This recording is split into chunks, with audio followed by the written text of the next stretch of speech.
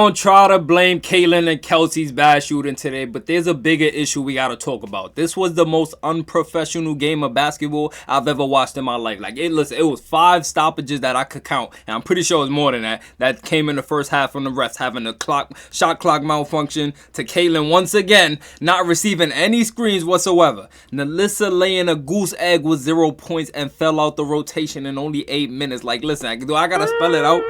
Like, listen, bro, this is where I rant because we are 1 loss away from losing everything we worked hard for.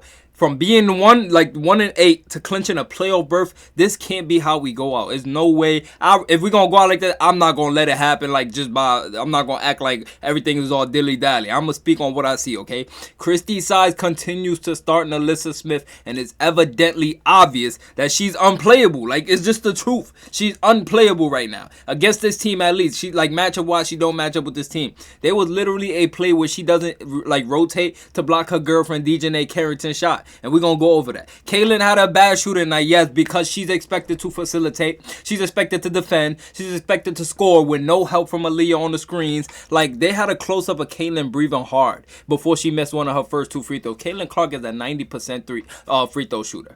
90% free throw shooter, she's missing her first free throw. Is that not like... it don't just spark no curiosity? It's because she's gassed. She's doing everything on her own. When she missed it, it was at that point where I knew how gassed she was from the physicality and creating her own open looks. It's so bad to the point that she's waving off the centers to ISO. While she's gassed on top of that. She needs Aaliyah to be a center and help her on these screens. Aaliyah Boston has 17 points and 11 rebounds. Those numbers are meaningless when you lose the game being selfish. You got to get your stars going. Even Kelsey was taking on the defense alone. Listen, let's move on into Lexi, all right? Lexi got into foul trouble in the second quarter, right? We all know that. While the game was tied at 36, guess what? Size replaced her with Katie Lou. And no disrespect to Katie Lou, but she contributes nothing on both ends. Katie Lou, the Suns closed us out on a 10-2 run. No coincidence. It's funny because the second I saw Katie Lou in, I knew we were going to see the Sun go on a run. The second Katie Lou came in, I said, oh yeah, it's over. She didn't get Temi in, right? Dante's not good. We gonna bring in Katie Lou. Did Natasha Heidemann not just show us why we should not play Katie Lou in any environment that requires do or die? We let a bench player hit a game-winning layup on us. That would have been the line for me right there. We're never playing her again. I'm sorry, but you have a lot to work on. See you next year. It's no disrespect to you. We have big, you know what I'm saying? We aspiring for big dreams right now. But listen, man, the second she came in, I knew, right? I would have had Temi out there personally. Someone who's a proven defender, a proven scorer. But that big mistake she made is the reason why the Sun took off on us and never looked back. It was 36-36. And ever since Katie Lou stepped in, the snowballed. Immediately downhill. Nothing, everything went wrong for the Fever. Nothing went right after that, all right? Let's move on. Marina Mabry exploded off the bench and Size didn't call a single timeout, to my knowledge, to stop the bleeding. It just kept getting worse. She didn't have no schemes to run off the line, run her off the line or nothing. Ladies and gentlemen, this is the Christy Size experiment 1-on-1 for all the commenters saying how Christy Size was waiting for the playoffs to show her hand. Venom, just wait. You'll see in the playoffs she's going to show her hand. She's just trying out rotation, trying to see who's going to get it going. She goes, man, listen, y'all all deserve this sound right now. I'm sorry, but y'all all deserve this sound right now. Because listen, Christy Size, if she was going to do something smart, she would have did it. You want to go into the playoffs with momentum. You know what I'm saying? And I knew it from the Atlanta game. The Washington Mystic game, the last game we played them. Christy Size literally subbed out Kaylin when Kelsey got, she started playing her best players when Kelsey got hurt, and it was her way of saying, oh yeah, I'm gonna just take them out for precaution. But no, Chrissy Size, if you was gonna take your starters out, you would have never played them. You would have sat them out for the whole game if you wanted to see what your bench could do. But you wanted to get all these, you just threw the whole rhythm off. Let's move on though, right? I hate to come off as a YouTuber that's bashing coaches, bashing players. I don't want that connotation, but I gotta be real. You know what I'm trying to say? And I can't I can't sugarcoat it. You know what I'm saying? Listen though. Dantas came in and made an immediate impact hitting a huge three. I don't care if Dantas or Temi starts at this point. If I seen Alyssa starting on Wednesday though in an elimination game, I don't know what I don't know what I'm gonna do. I'm gonna be honest. I'm gonna just if Nalissa starting next game, I'm just gonna let you guys talk and I'm just gonna do my thing. You know what I'm saying? I'm gonna break down the film. I'm not gonna talk about nobody.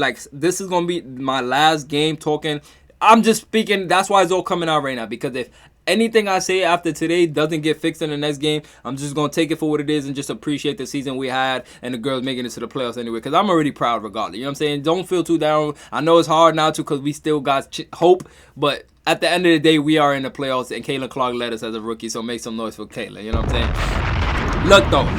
If we do want to win game 2, though. Hold on. Yeah, look, I'm saying it's not over. But if we do want to win game 2, we can't start Alyssa. Like, we got to run Mabry off the 3-point line, too. We got to turn Alyssa Thomas into a mid-range popper. She cannot shoot a 3 to save her life. So what's the chances of her making mid-range shot? Her form looks disgusting. We got to turn her into a mid-range popper. Like, they made Aaliyah turn into a popper tonight. And Aaliyah was hitting her. Thankful, you know what I'm saying? Shout out to Aaliyah. But we cannot let Bonner get whatever she wants to. Everybody has to be bought in on defense. Like, we can't have no liabilities out there. We can't have Katie Lou out there. We can't have Nalissa Smith out there. I'm sorry, but it's just the truth, okay? Now, look. Now that we got that out the way, let's look at some positives, okay? For one, we're not even supposed to be here right now. We started off 1-8. That's nearly impossible in an only 40-game season. But look at how far these girls took us, okay? Not only do we have another chance to make this right, but if we survive this game 2, that means game 3 is back in our house. And that building is going to be shaking. You feel me? If we win game 2, we go back and that damn near the series changed just like that. So this game 2 is do or die for real. You know what I'm saying? Listen, man.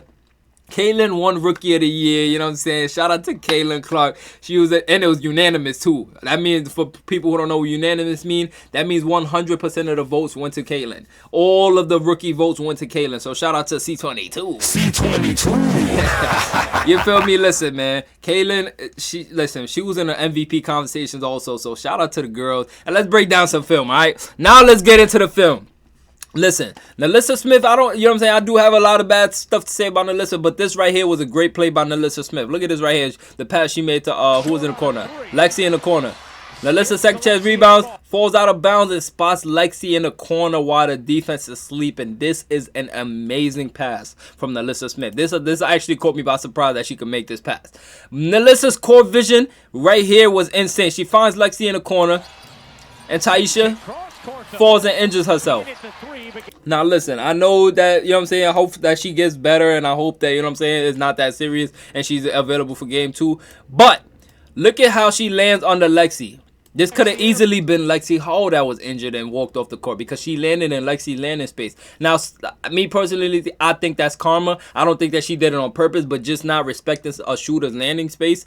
You know what I'm saying? Lexi could have went down, and ironic enough, she's the one that went down. That's why you got to respect shooters' landing space, because not only can they get hurt, you can get hurt too. You know what I'm saying?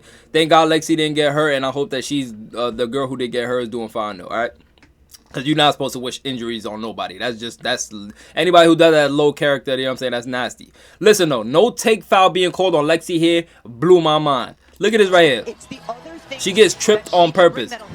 She lost the ball and Lexi gets tripped on purpose. No take foul. No take foul is insane. Like, I don't know how. Like, she literally intentionally tripped Lexi. If you pay attention, look, I'm going to play it fast for y'all. She tripped Lexi on purpose and put her hand up and act like she wasn't trying to trip. Like, it was obvious that she was trying to stop Lexi and couldn't figure out no other way, but her intrusive thoughts, I guess, just maybe said just trip her. You know what I'm saying? But, like, no take foul, no, you know what I'm saying? No reviewing it, nothing is crazy. That me personally, that's what I think. Like, all right, let's move on though, right? So look, let's move on. Right here, Caitlin is gonna point to get a screen from Aaliyah, right? She's gonna point to get a screen from Aaliyah, right? She's pointing. Well, she pointed already, and Aaliyah doesn't really set the screen. Like, this is what I'm saying. So Caitlin gotta force her own shot up. Look, like Aaliyah, that's not a screen. She can just run right under you. You're supposed to hold that screen. I'm Aaliyah. Hold that screen. Like, I don't know how many, like, yo, for those who've been watching, how long has I been going over about these holding the screen? Like, it feel like it's been months now. Like, we've just been talking about hold the screen, hold the screen, hold the screen. When they hold the screen for Caitlin, she gets open. Or if they get open, it's a win-win. It's a win, like. And Caitlin got to force up a shot. And this is when she was gassed out. Like, she was gassed right here. You know what I'm saying? Like, first quarter, 9 minutes in, there's no reason why Caitlin should be forcing her own looks. We have 3 other quarters to go. You got to protect this girl at all costs. You know what I'm saying? Like, I'm not going to lie. It sucks. It sucks. I'm going to be honest. It sucks. All right. But listen, though. Not only does the referees miss a Kaylin shooting foul on Bonner, Lexi gets a foul for crashing the glass, which puts Katie Lou in while it's tied. But look right here. She's going to foul Kaylin right here on the shot. Bonner's going to foul Kaylin. Look at this. Bonner smacks her hand. No foul call. Insane. I'm going to run it back for y'all one more time. Look at her hit Kaylin's hand. And Kaylin's putting her hand up like, where's the foul? And Lexi gets a foul. Lexi literally made a play for the ball. I don't know if y'all remember this. She did the same thing to Aja when she made a play for the ball and they called the foul on her. Like, Lexi just knows where the ball is, and the officials are not used to her defense being so high. They're not used to officiating a high defensive IQ-minded girl. She made a play on the ball. DJ landed on Lexi. And the whistle was against Lexi. Like, it just don't make sense to me. You know what I'm saying? Like, how did Lexi get that foul? And then that puts Katie Lou in while it was tied. For everyone who watched the game, can we all agree that this felt like the Fever's game until Katie Lou came in? When Aaliyah took the lead with that layup, we all felt like, okay, we can do this. You know what I'm saying? Well, listen, let's move on, right? Nalissa doesn't rotate to block her girlfriend. Now, this play might be the craziest one to me. Look at this right here.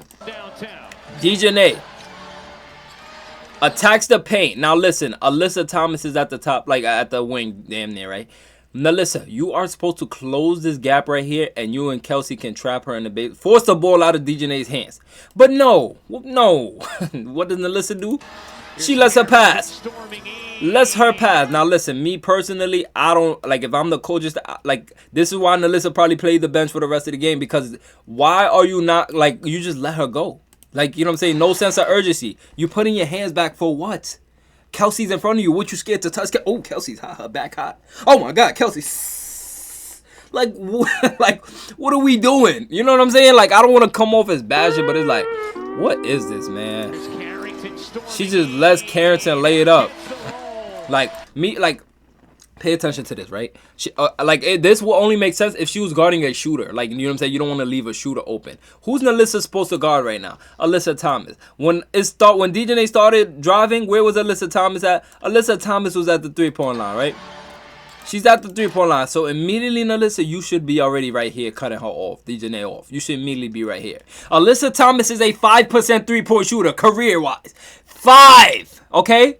5, yes, y'all heard me right. Not 5 attempts, not 5 made, 5%. She has a 5% of making any three-point shot she throws up. Now listen, there is no way you watch Kelsey send her your way to trap at the baseline, possibly get a steal or a block. And you're not only don't help, but you bump Kelsey off her balance and move your hands back. Like, listen, it's not like you act like it's not 2024 and we got 4K cameras fixated on everything going on here. You know what I'm saying? I'm not bashing Alyssa Smith. I'm just stating facts. Anybody can clearly see there's a conflict of interest here. I'ma just shut up because the last time I said something about these two, it went viral on Twitter and they just started throwing shots at me. It is what it is. You know what I'm saying? Listen, game 2 is on Wednesday. We're just going to see what happened then.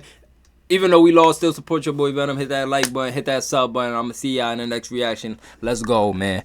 C22 on the way. C22.